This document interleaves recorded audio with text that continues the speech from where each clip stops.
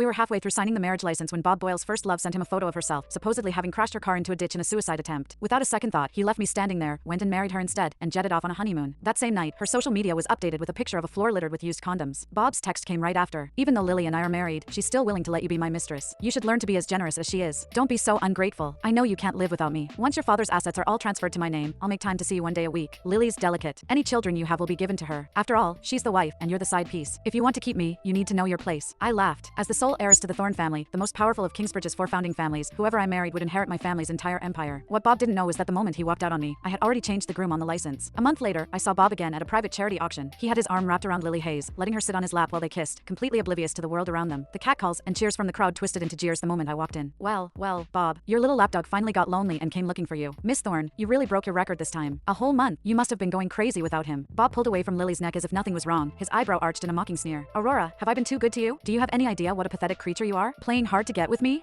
If you had any guts, you'd have stayed away. You can't even be a proper doormat. It's disgusting. In the 5 years I'd been with Bob, I'd seen that look, heard those words, countless times. Before, when my world revolved around him, being publicly shamed like that would have made my eyes burn with tears I wouldn't dare let fall. Later, I'd suffocate my sobs in my pillow, replaying my supposed mistakes, terrified he would grow to hate me. But now, I just calmly replied, I'm not here for you. Bob, clearly not expecting this, assumed I was still putting on an act. He kicked the chair in front of me aside. Addicted to the drama, are we? You can stand. Later, whatever Lily likes, you're going to bid on and win for her. If she's happy, I might consider forgiving you. Oh, Bob, Lily cooed, shrinking into his arms and pouting. I don't want anything bought with her dirty money. A spoiled princess like her only knows how to show off with her parents' cash. Who knows if that money is even clean? I want to buy my own things with my own hard work. Bob pinched her pouty cheek, his eyes full of doting affection. That's right. My Lily is strong and independent, nothing like this useless, spoiled brat who only knows how to live off her family. But she's desperate to buy me things, he continued, his voice loud enough for me to hear. You know how cheap she is. It pains her not to grovel and spend money on me. Just think of it as a charity case, a cure for her pathetic obsession. Lily giggled and reluctantly nodded. Then she looked up at me, her eyes filled with disdain. Miss Thorne, with all due respect, you're supposed to be a lady. Why do you cling to him like a leech? You should try being independent, like me. A woman can't rely on a man for everything. Otherwise, what's the difference between you and trash? I glanced down at the custom-made, $1,000,000 gown she was wearing and smiled faintly. The daughter of a housekeeper, lecturing me, the sole heiress to the richest man in Kingsbridge, on self-reliance. I walked to a quiet corner and took a seat. Bob frowned, a flicker of confusion in his eyes. He seemed to sense that something about me was different. Before he could process it, his friends started laughing again. Tisk, TSK, here we go again. Hiding in the corner to cry. Miss Thorne just can't live without our Bob. Hey, don't be so harsh. The Thornes are the richest family in Kingsbridge, and Aurora is their only daughter. I heard Mr. Thorne plans to announce her marriage to one of the other 3 families at her 25th birthday banquet. They say whoever marries her gets the entire Thorne empire. Someone nudged Bob, winking. Is there any question? It's obviously our Bob. Everyone in Kingsbridge knows Aurora Thorne is head over heels for him. If he told her to die, she'd race to do it. Look, he ignores her for 1 month, and she comes crawling right back. Bob pretended to be unfazed, but the slight upward tilt of his lips betrayed his smug satisfaction. He raised his voice deliberately. A woman who throws herself at you like this isn't worth one of Lily's toes. If she wasn't a fun toy to play with, I wouldn't even bother looking at her. She's so desperate for me to marry her, I can't even shake her off. It's getting annoying. He finished, then waited for me to break down and cry.